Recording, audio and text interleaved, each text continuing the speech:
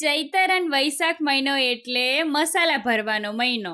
અત્યારે હે ને બધા ગુજરાતીઓને ઘરે ઘરે મસાલા ભરવાનું કામકાજ ચાલતું હશે. તો આ વિડીયો હે 15 દિવસ પહેલાનો, પણ એડિટ નતો કર્યો એટલે અત્યારે શેર કર્યો હે હો પાહો. તો જોવો, માર બા હે ને હવારમાં તુવેરું દેડવા માટે બેહી ગયા.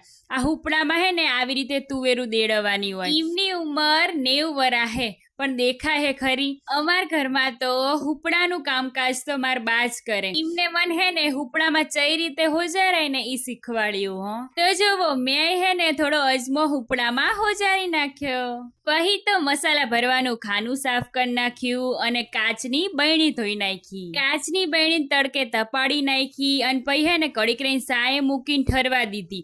પછી એમાં જુઓ અત્યારે મસાલા ભરું હું. તો જુઓ, અત્યારે હે ને હું મરચું ભરું હું. આ મરચું હે ને એ અમાર ઘરનું હે. હું મરચું ભરતી હતી ને તે માર ભાઈ આવી ગયો કે રીધી એને હું તને ભરાવું. તે પછી ઈને ભરાયું ને પાછું ઢોર્યું તે થોડું. પછી તો હળદર ભર નાખી, જીરું ભર નાખ્યું, બધાય મસાલા ભર નાખ્યા હો.